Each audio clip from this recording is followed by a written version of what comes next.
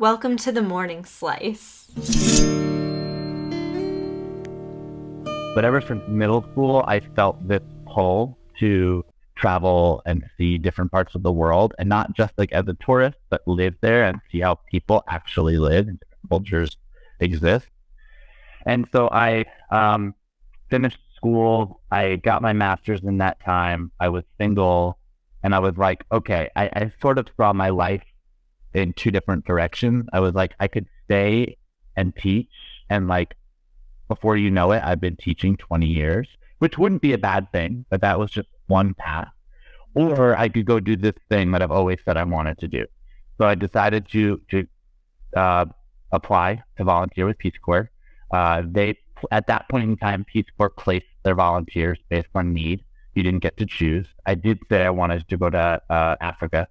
So they placed me in Uganda, which is a beautiful, incredible, amazing, loving country that also has a lot of bad stuff that goes on there, a lot of corruption. And for those of you who may not know, the exact time that I was leaving to go to Uganda, they were trying to pass this bill called Kill the Gays bill. It was a bill in their legislation politically that made it a punishable crime by death to be gay in Uganda. Wow. So I was like, 2.5. Now. And like at that point in time in my life, I very much was like, being gay is part of who I am. It's not all of who I am. I'm not going to this country to be a Peace Corps volunteer just to be gay. I'm going to be of service. I'm going to teach kids how to speak English and do other projects. So I thought to myself, that is not the priority. Let me focus on what is and see what I can get out of it. It was tough. I definitely experienced culture shock, homesickness, isolation. I was in a rural setting in a village in Uganda. I did have electricity when it wasn't raining. I didn't always have running water. So there was a lot of challenges, but I had a lot of really great peers in my cohort in Peace Corps who were really, really, really supportive. And after like 6 months of it being super difficult and I pushed through, all of a sudden I started to acclimate and adjust and like find my niche in the community I lived in and like make Ugandan friends and really like see myself as part of the community, and people there saw me as part of the community. And so it's just, that's the overall experience I had, was just how beautiful it was to be able to find myself in a culture that's so different than mine, but still find that connection based on being human beings. Yeah. Totally. Well, and it's not exactly on topic, but what's coming to mind is a post that you recently made on Instagram about connection and communication. These times with coronavirus, there's a lot more isolation that people are experiencing.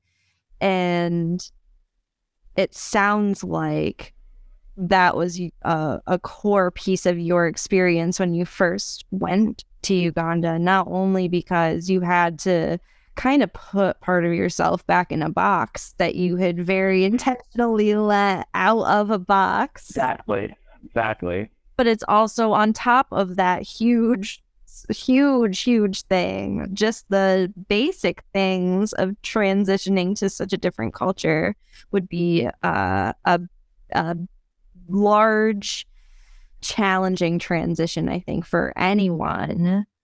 What you said with the, Americans, I think a lot of us take for granted having something like running water in our house every day. And